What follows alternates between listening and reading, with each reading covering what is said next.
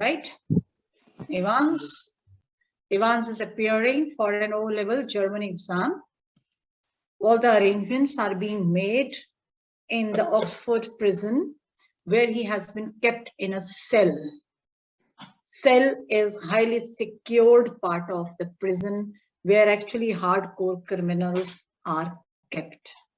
And Evans is one such criminal, the one who had not only a criminal but a convict. Now, convict, why convict? Because convict meaning a runaway criminal. The criminal or the prisoner who runs away from the prison, that is called a convict. So he's a convict. Thrice he had escaped from the prison. And fourth time, again it is suspected that this appearing in an exam must be or could be a trick by Evans, could be one of his plans or another attempt to escape from the prison.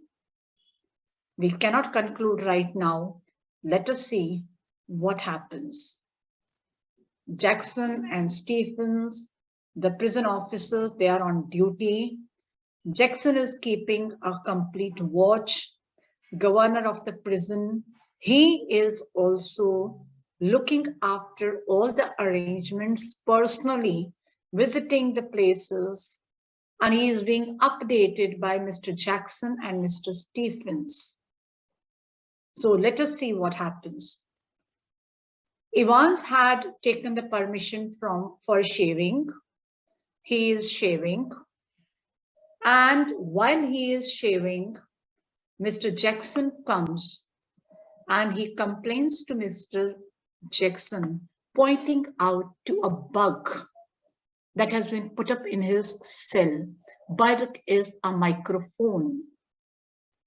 Of course, the jail authorities had ordered the people to put up the microphone secretly so that Evans does not know about it.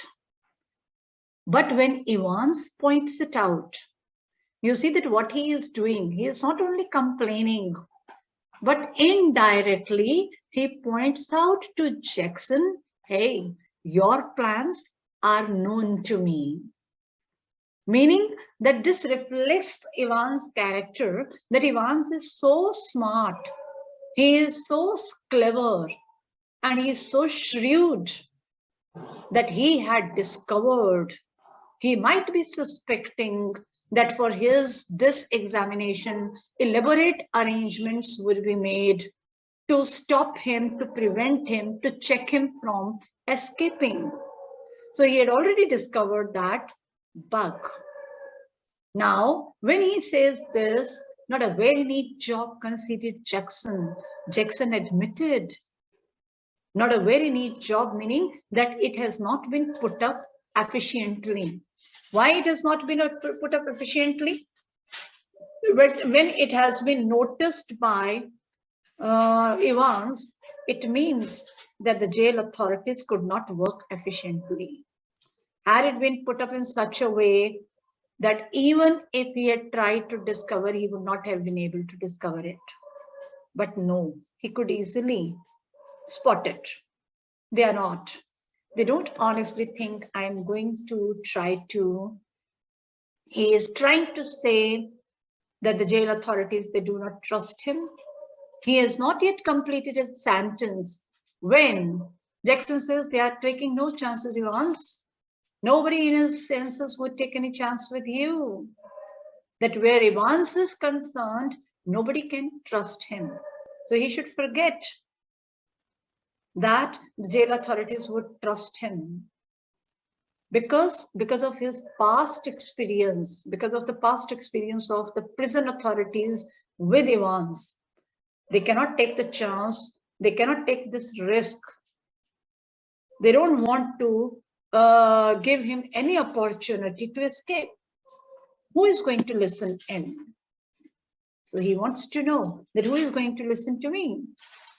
I will tell you who is going to listen in. Laddie, it's the governor himself. See, He says, governor would listen to you. You want to know who is going to listen to you? Governor is going to listen to you. In a way, Jackson is trying to caution Evans that Evans is being closely watched, not only by the prison officers, but the governor personally. He don't trust you a bloody inch, nor do I. I'll be watching you like a hawk, Evans. So keep your nose clear. And he walked towards the door. He said that that governor does not trust you, nor do I trust you. I would be watching you like a hawk. Here, Jackson writer has given a simile of hawk to Jackson.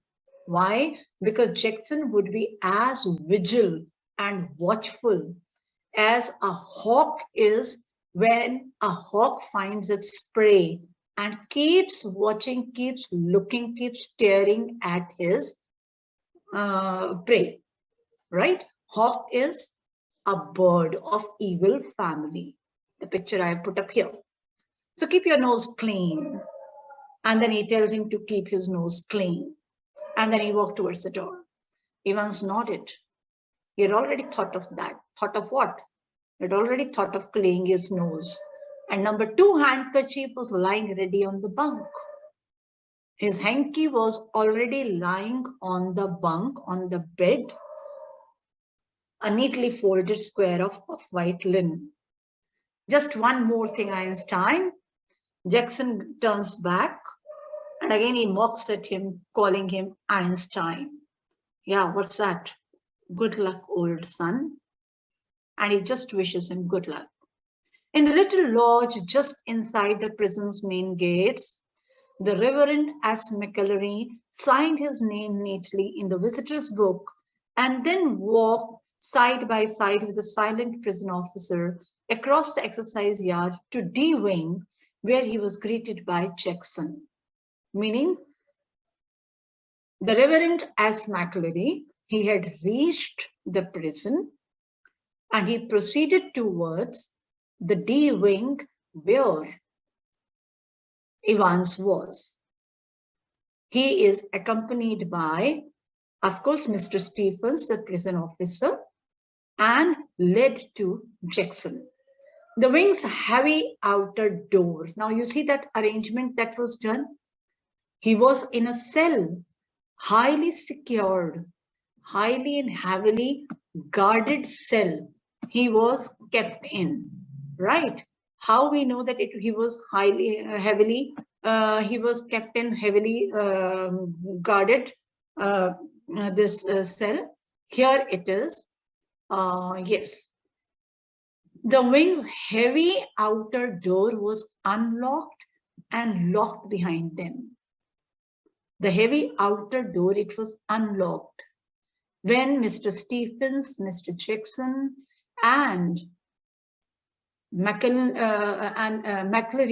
they entered. And as they stepped in, it was locked behind them. Then they led to another heavy inner door. Inner door was also the same. It was unlocked, and as they entered, it was locked behind them. McEllery was handed into Stephens' keeping. Now, Stephens was there to take care of McEllery's needs and requirements. Get the razor, murmured Jackson. Jackson whispered to Stephens. He is shaving. He must be carrying a razor. So do collect the razor from him. You remember yesterday we read that Jackson had already collected his nail cutter. He also discovers that Jackson already possessed his nail filer, and now he was going to collect the razor also. That means all these sharp tools have connection with somehow the escape of Evans. Evans might use them to escape. Not only that he might use them to escape, but he also might use these very tools to harm those around him, to harm those on duty, on supervision, on invigilation. Stephens nodded that yes, he would. Well, keep your eyes skinned clear. He said, keep your eyes skinned. Keep your eyes skinned meaning stay alert, be watchful. Stephens nodded again. At McCleary, his feet clanging up the iron stairs, followed his new guide, and finally stood before a cell door. Stephens accompanied him and led to the cell door, where Stephens opened the peephole. I hope the peephole, you know. Yes, Manish, the peephole of Yes. our door, do you know? Yes, ma'am. So through the peephole, he had seen and he had shown him the man, the chap, that is Evans. That's him, sir, he said. Evans, facing the door, was sitting quietly at the farther of the two tables, his attention riveted, whole attention was focused onto a textbook of elementary German grammar. Do you think he was really revising German?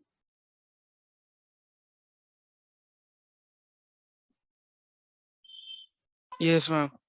He was revising German, okay. Stephens took the key from its ring, and the cell lock sprang back with a thudded metallic twang, meaning he unlocked the cell. Now, it was 9:10 a.m. when the governor switched on the receiver. The governor, 9:10, it was 9:10 a.m. The exam was about to start, and the governor had switched on, he had turned on the receiver of the microphone. He had instructed Jackson to tell Evans of the temporary literal precaution. That was only fair. He told him one last time to tell him that how he had to be careful and he had to follow some protocols, some rules, as if Evans wouldn't spot it. But wasn't it all a bit theatrical, schoolboyish, almost? But Governor felt that the kind of arrangements they had made and how they had put up that microphone also. One supervisor is there, one prison officer is there, another prison officer has been appointed to keep a check on them. And then he himself is also looking into the things personally. He felt as if it was just like a theater drama. How those schoolboys, they perform on the stage and collect all the properties. How on earth was Evans going to try anything on today? If he was so anxious to make another break, why in heaven's name hadn't he tried it from the recreational block? He thought that he could escape from the recreational block also. Much easier. It was much easier. Why? Because recreational block, there it was not possible to make such elaborate security arrangements that they had done for him in this cell. So he just wanted to be satisfied with this thought that when he had not escaped from recreational block, I don't think he would escape from here. But he hadn't.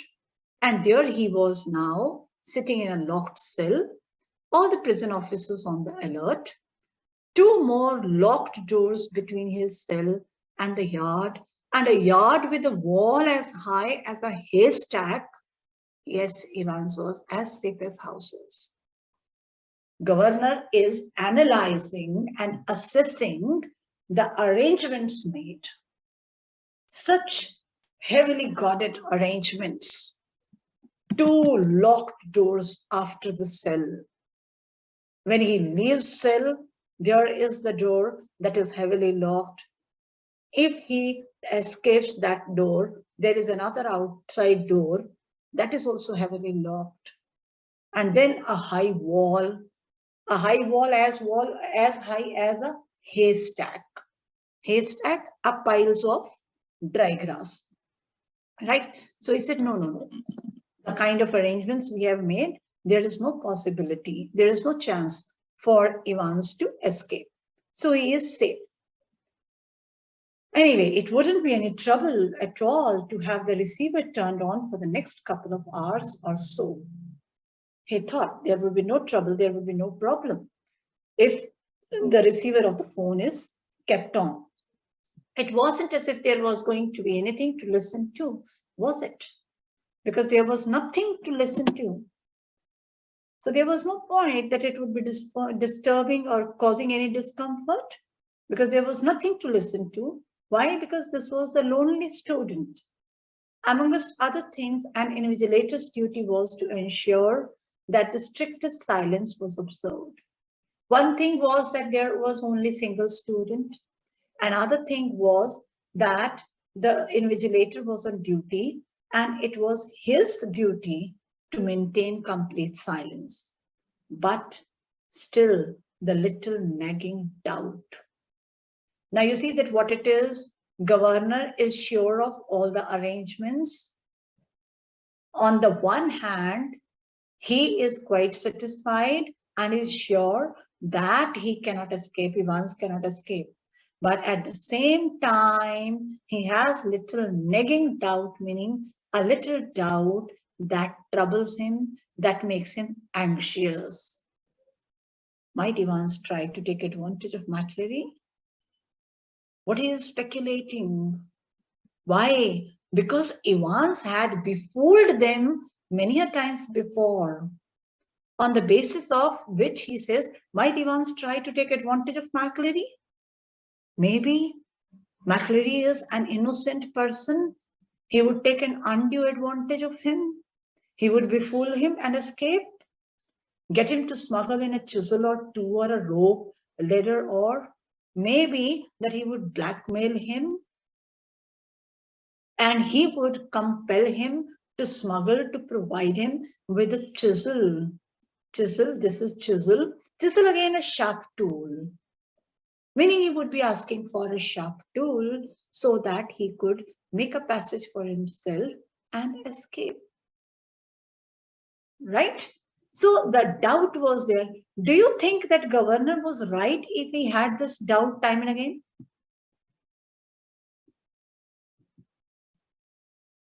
Yes, Manish?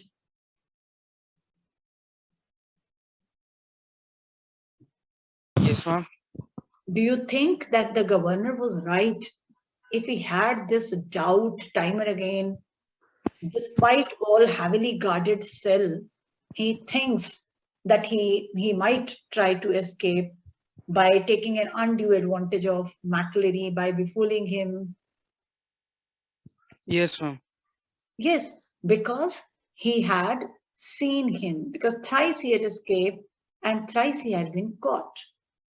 The governor sat up sharply. It was all very getting rid of any potential weapon that Evans could have used. The governor thought that all those potential weapons, meaning all those sharp tools that Evans had, he had already collected.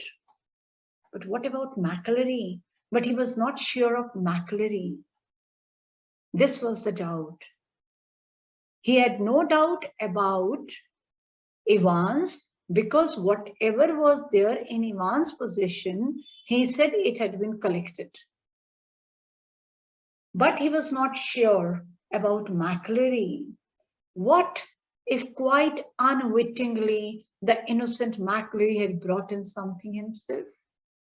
He said, we have not done his checking. If unknowingly, unwittingly, unknowingly, McCleary had brought something sharp in his bag, then definitely Evans could overpower him and use that very tool for his escape. A jackknife, perhaps. Maybe that he had a jackknife. A jackknife is a folding knife, right? And if Evans held him hostage with such a weapon, maybe if he has this jackknife, Ivan would get this jackknife from him and he would keep him a hostage. He would keep him a captive. He would keep him a captive. Just as the looters, the grabbers, and the dacoits and the robbers, they robbed the people at the gunpoint. Similarly, at the point of his sharp tools, he would also keep him a captive. The governor reached for the phone. It was 9:12 a.m. The examinee and the invigilator had already been introduced by Stephens when Jackson came back and shouted to McCleary through the cell door, "Can you come outside a minute, sir? You too, Stephens." The examinee, that is Evans, and the invigilator, that is McCleary, had already been introduced by Stephens when Jackson came back. He shouted through the cell door, telling Stephens to come outside for a minute. Jackson quickly explained the governor's worries. He shared with him the concerns that the governor of Oxford prison had, what he was worried about. And McCleary patiently held out his arms at shoulder level whilst Jackson lightly frisked his clothes. He explained to him governor's worries. Now, what were governor's worries, do you know? We just discussed.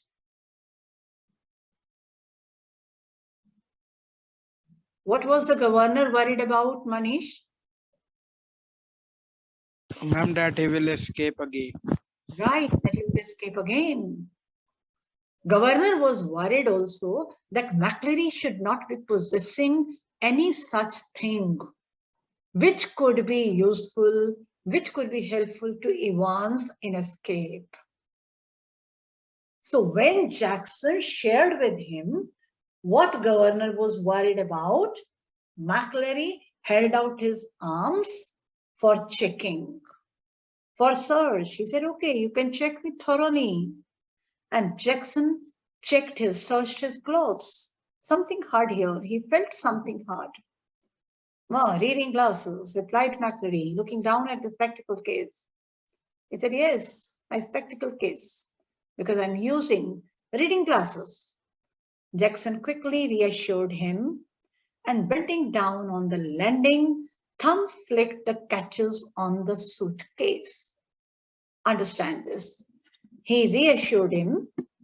He bent down and there was lying his suitcase. Thumb flicked meaning he opened the catches. He opened the clutches of the suitcase. He opened the clutches of the suitcase because he never wanted to leave any scope for Evans. When he opened the suitcase, did he find anything? Let's see. He picked up each envelope in turn, carefully passed his palms along their surfaces and seemed satisfied. There were lying some envelopes. He picked them up one by one. He searched with his palms each and everything, but he was satisfied. He riffled cursorily through a few pages of Holy Writ and vaguely shook the church times. Holy Writ is the Bible. There was lying Bible. He riffled, he turned the pages. Cursorily, he turned the pages very fast. And also he had shaken the church times. He must have ruffled the church times also. That is the pages of the newspaper. If there was anything hidden in the pages, then it would definitely fall off. All right, so far, but nothing could be found. But one of the objects in McCleary's suitcase was puzzling him sorely. But there was something which he found in the suitcase that was definitely confusing Jackson. Jackson was confused with that. Jackson was definitely in a tizzy. He was definitely doubtful and anxious. "Do you mind telling me why you have brought this, sir?" He held up a smallish, semi-inflated rubber ring, such as a young child with a waist of about 12 inches might have struggled to might have struggled into. What was that? That was suspicious. A small air-filled rubber ring. It was so small that even a small child with 12 inches waist cannot wear it. It will not fit him also. So he just joked at him. He made fun of McElroy. You're thinking of going for a swim, sir? Have you brought it? Are you going to swim? McElroy's hitherto amiable demeanor was slightly ruffled by this tasteless little pleasantry, and he answered Jackson somewhat sorrowfully. If you must know, I suffer from hemorrhoids. And when I'm sitting down for any length of time, McElroy, who appeared to be very amiable, very friendly, demeanor, attitude, manners, a man with a friendly attitude.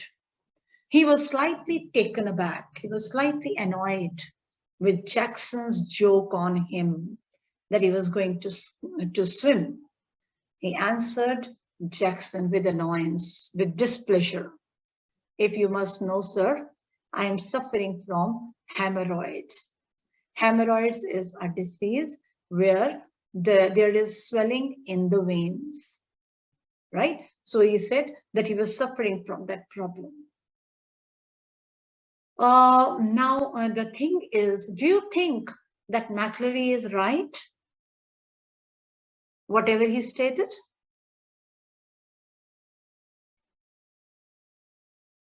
Should we rely on what McElroy said? No, ma'am. We should not. Okay. But we will not conclude anything here because we will see what happens later, right?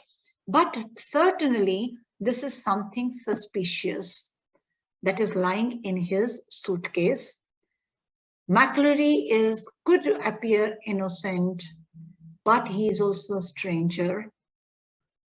So we cannot be sure that he is truthful when he says that he suffered from hemorrhoids. Very sorry, sir. I didn't mean to. Anyway, Jackson was apologetic. He was apologetic to McElroy that he had hurt him by cracking that silly joke on him. The embarrassment was still reddening Jackson's cheeks when he found a paper knife at the bottom of the case. But Jackson was still embarrassed that after so many checks, so many search, still there is found a paper knife at the bottom of the case. Anyway, paper knife cannot be questioned because there is paperwork. Maybe he needed. I think I would better keep this though, if you don't mind. That is, sir. Anyway, he had told McElroy that he would not allow that paper knife and he would keep with him. Yes. Now it was 9:18 a.m. before the governor heard their voices again. Now you see that whatever the conversation is going on in the cell, that could be heard by governor in his room. How come it is? Manish, how come it is?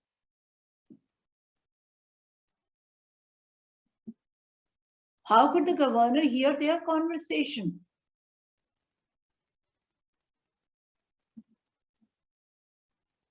Yes.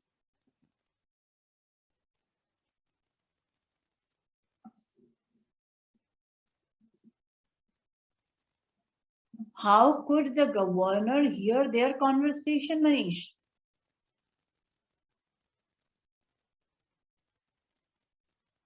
Can you hear me?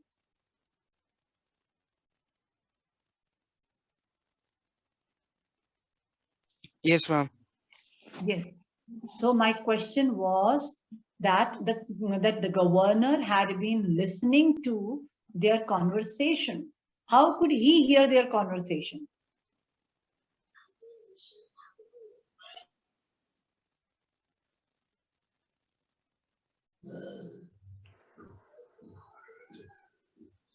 Yes. Ma'am, I can't remember.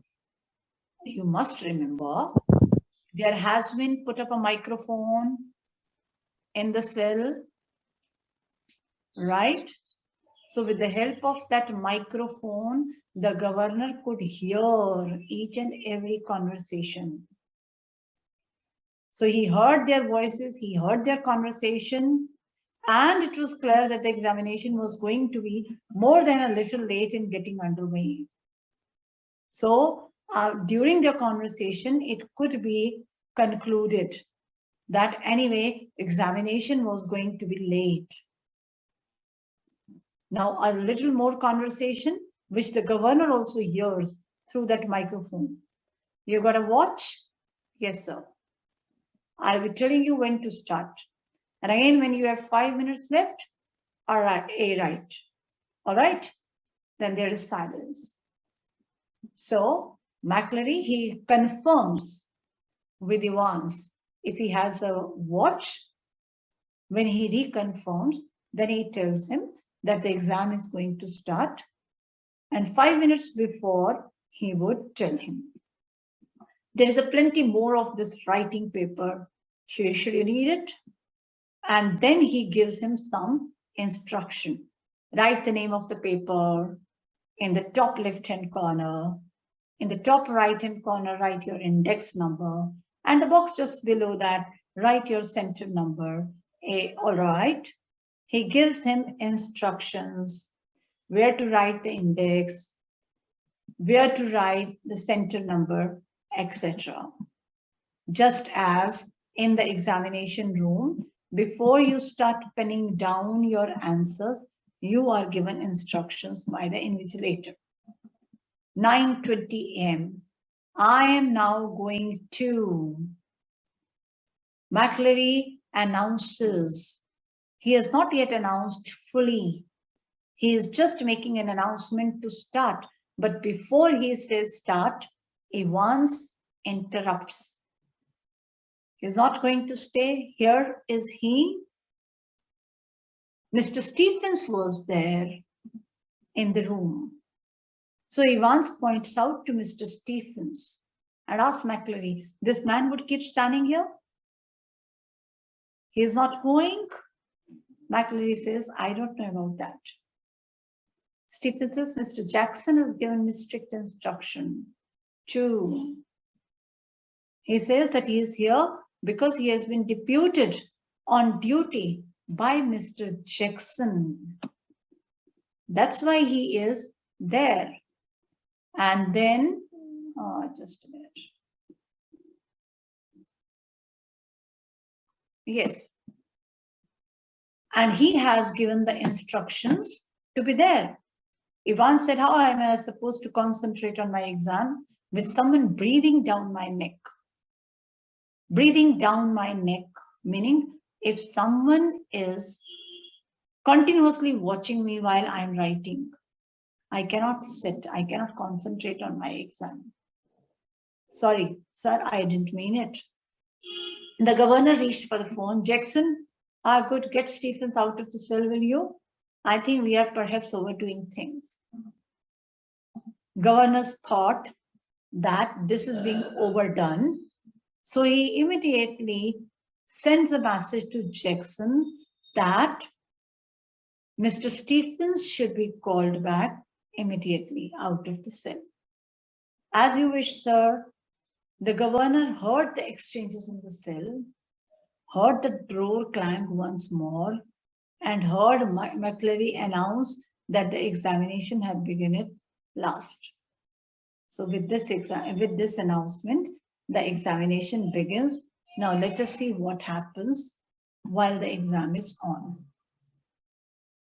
It was 9:25 and there was a great calm. It was 9:25 when the exam started, right? There was complete silence at 9:14. Now here you see that the things are changing. At 9:40 a.m., the examinations board ran through and the assistant secretary with special responsibility for modern languages, asked to speak to the governor. It was 9:40. Right.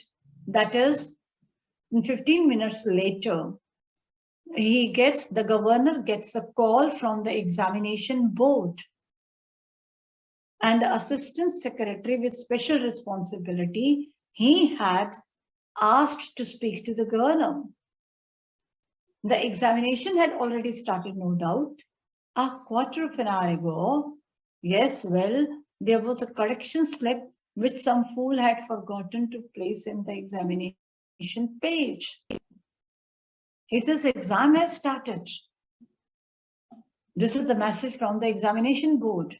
Assistant secretary, he tells the governor that there was a correction slip also, but somebody, the one who was given this responsibility to give all the examination material, he had forgotten to put that correction slip in the examination package.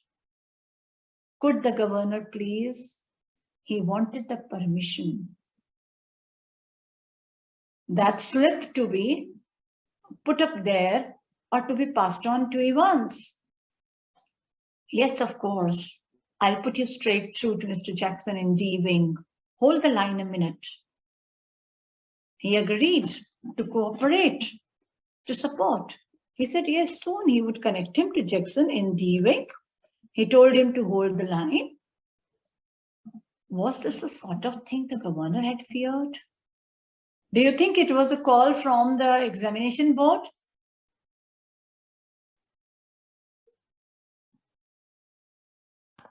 No, ma'am. It was not a call. Governor was right when he had his nagging doubts, when he had his fears. Was this sort of thing the governor had feared? Was this the sort of thing, meaning these were the fears that the governor had? Governor had the fear that Evans again could play a trick, or he could have a plan to befool him. So this fake call from the examination board must be one of his plans. Was the phone call a fake? He was thinking, isn't it a fake call? Some signal, or is this indicating some message? Some secret message? But he could check on that immediately. He thought that he should check immediately. He dialed the number of the examination board, but heard only the staccato bleeps of a line engaged. He dialed. He called the examination board. But what happened? Nobody responded to the call. Only there was staccato bleep. Staccato bleep means staccato is musical. Bleep is the sound. It was only musical sound of the phone when the phone is engaged. But then line was engaged, wasn't it? He was again perplexed. On the one hand, he thought it must be a fake call that he's not getting the number. But at the same time, he thought that the line was engaged. So it must be correct. Yes, not very intelligent that. 2 minutes later, he heard some whispered communication in the cell. And then McCleary's broad Scottish voice, Scottish voice, he heard. Will you please stop writing a wee while, Mr. Evans, and listen carefully. Last minute cautions McCleary was giving to Evans. And this last minute's conversation was also heard by the governor. He said, please stop writing for a minute. Candidates offering German 21-1 should note the following correction. Not the last minutes, but in between, he told him to stop the correction. Sorry, it was not the last minute, but he told him to stop writing for some time because he wanted to give him some correction. On page 3,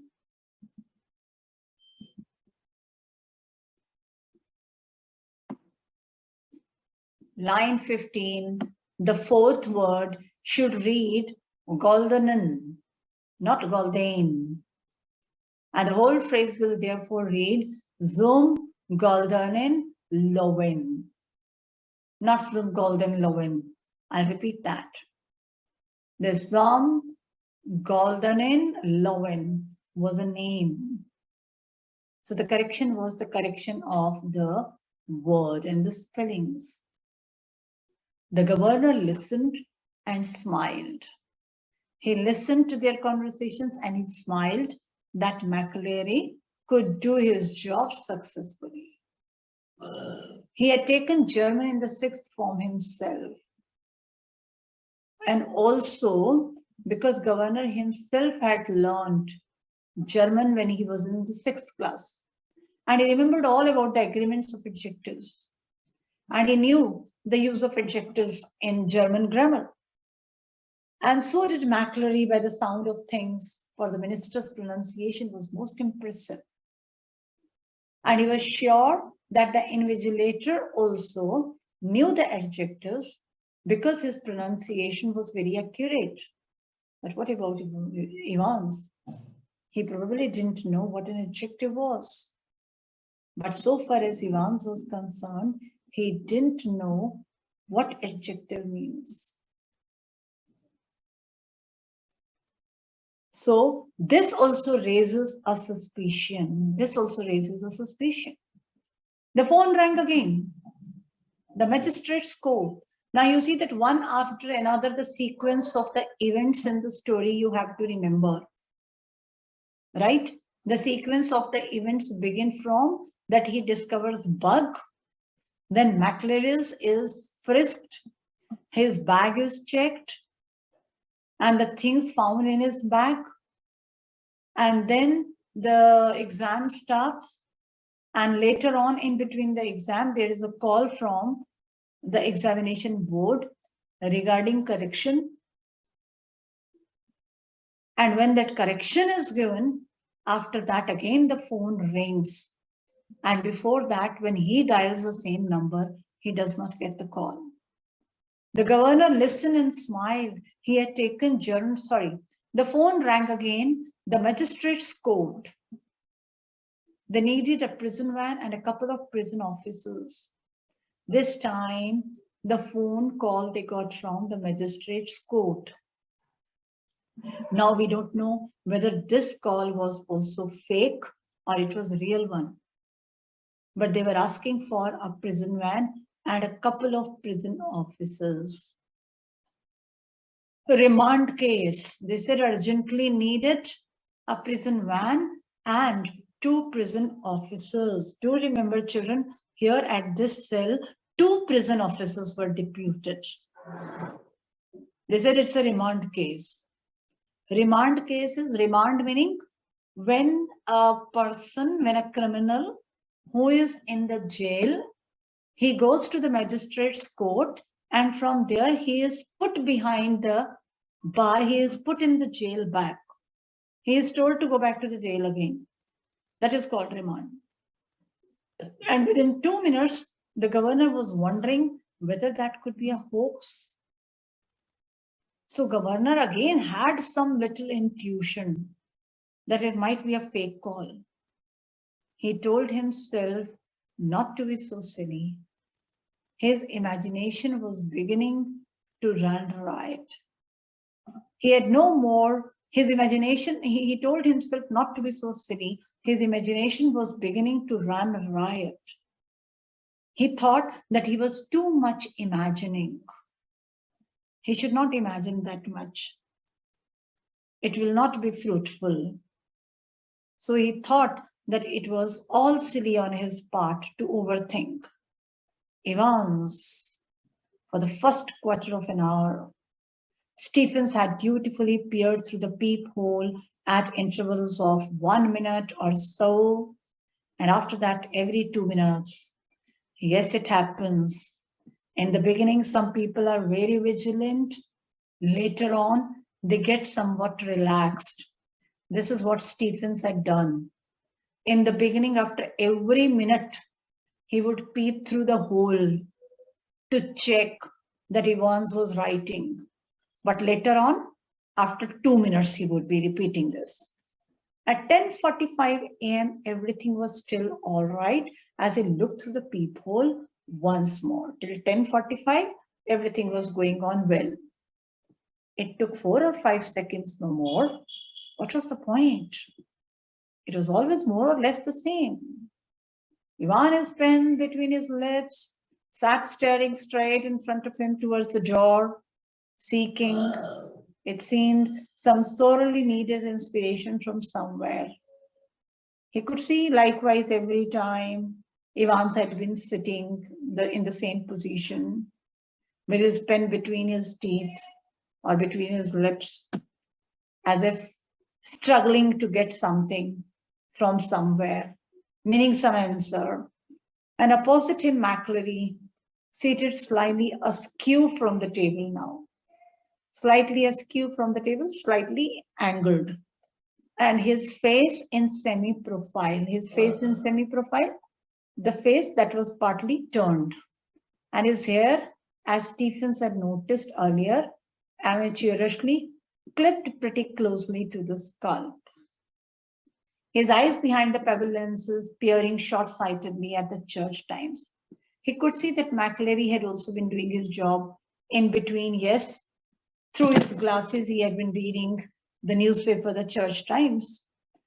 And his right index finger hooked beneath the narrow clerical collar, and the fingers of the left hand, the nails meticulously manicured, slowly stroking the short black beard.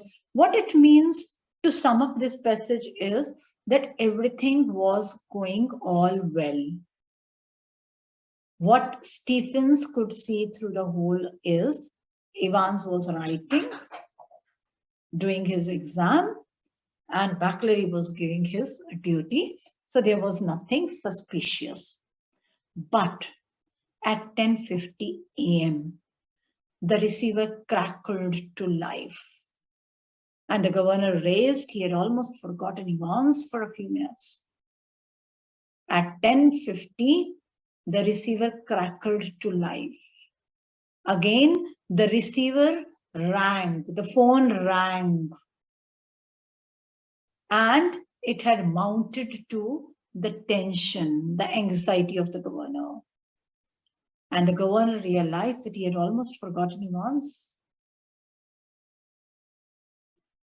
And Evans, please, sir, he is louder. Would you mind if I put a blanket around? Ma'am, what is the technique of amateurishly? Yes, amateurishly is beginning, in the beginning. It is in the beginning. You have sent a message in the chat box? Yes, ma'am. Okay, let me see. What do you want? Okay, fine. Is it clear? Yes, ma'am. He says he wanted the blanket. Why? Because it's a bit parky in there. Parky because it's cold there. There is one on me bunk also. Ivan said there is one lying on his bed and he would like to put on that blanket. McCleary allowed him to have that blanket. He does put on that blanket, but after that, what happens? That we will see tomorrow. Right? Any doubt anywhere? No, ma'am. So you can leave now. We will continue from here, page number 80 tomorrow.